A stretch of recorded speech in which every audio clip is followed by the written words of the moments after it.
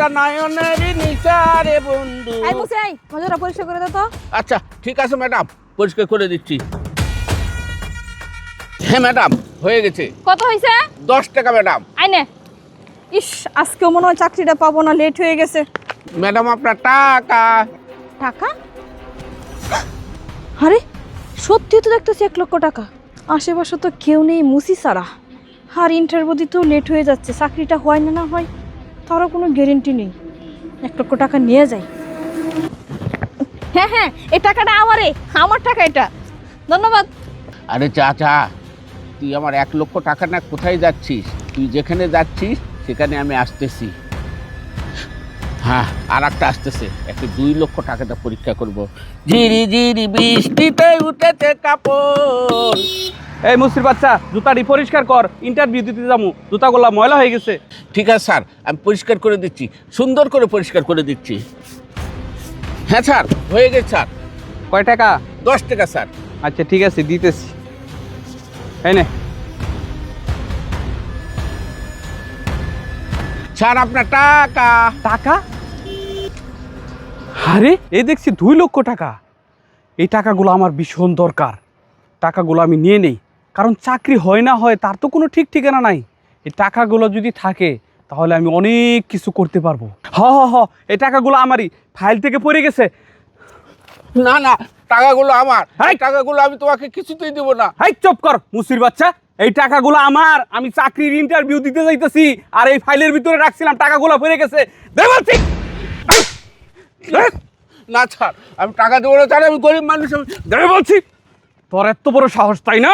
রাস্তার পাশে বসে টাকার লোভ সামলাইতে পারো না, এখনই রাত্রি মেরে তুলে দিব। স্যার আমি গরিব মানুষ বলে আমাকে এইভাবে মারা। টাকাগুলো আপনি নিয়ে গেলেন স্যার। ছোট্ট লোকের বাচ্চা, আরেকটা কথা বলে কিন্তু তোর খবর আছে, বুঝছস? আমার চাকরির ইন্টারভিউ সময় দিতেছে গে, আমি গেলাম। কত বড় সাহস, আমার টাকা নিয়ে আমাকে এবার মারতেছে। আরে যা যা, 2 লক্ষ টাকা নিয়ে তুই যাবি কোথায়? তোকে আমি মজাটা দেখাবো নি, আমি আসতেছি। বৃষ্টি ভিজা রাতে চলে যেও না। হ্যাঁ, আর একটা আসতেছে।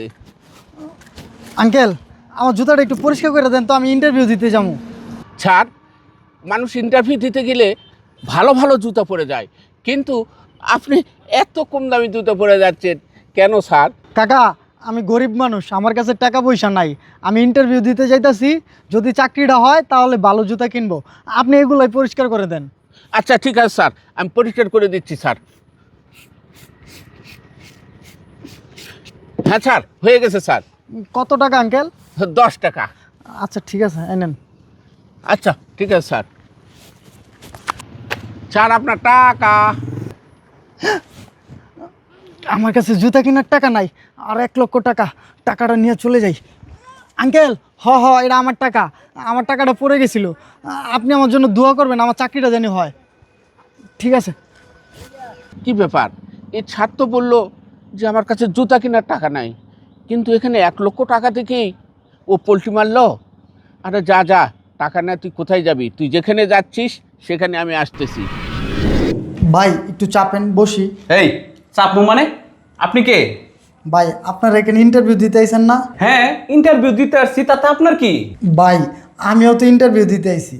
কি এই পোশাক লই আইছেন আপনি ইন্টারভিউ দিতে?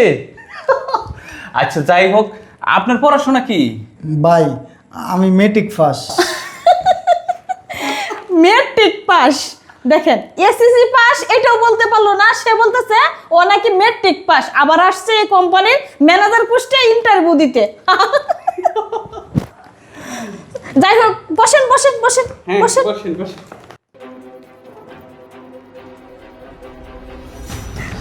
এই স্যার ভিতরে আসছে, আপনারা এক কাজ করেন, এই সেট থেকে সিরিয়াল ধরে এক এক করে ভিতরে আসেন। হ্যাঁ, আপনি আগে আসেন।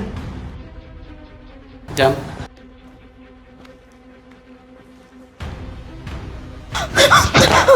ভাই আমি চাকরি করবো না ভাই, এই কোম্পানিতে আমি অন্তত চাকরি করবো না ভাই। আপনি যান, আপনি সিরিয়াল পড়ছে ভাই।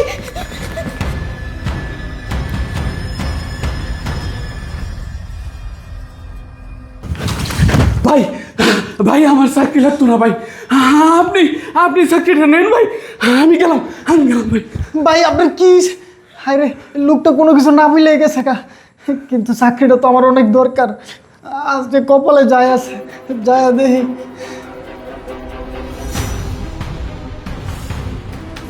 আসসালামু আলাইকুম স্যার। ওয়ালাইকুম সালাম। আচ্ছা, আপনার নাম কি মিস্টার জনি? জি স্যার, আমার নাম মিস্টার জনি। ও আচ্ছা, ঠিক আছে। আপনার চাকরি হয়ে গেছে। আপনি আগামীকাল থেকে আমার কোম্পানিতে অ্যাসিস্ট্যান্ট ম্যানেজার হিসাবে জয়েন করবেন। স্যার, আমার চাকরি হয়ে গেছে মানে? আমি তো এখন পর্যন্ত ইন্টারভিউই দিলাম না, তাহলে আমার চাকরি হলো কিভাবে? কে বলছে আপনার ইন্টারভিউ নেওয়া হয়নি? আপনার ইন্টারভিউ নেওয়া হয়েছে, আর আপনার সিভিটা আমি অনলাইনে দেখে নিয়েছি।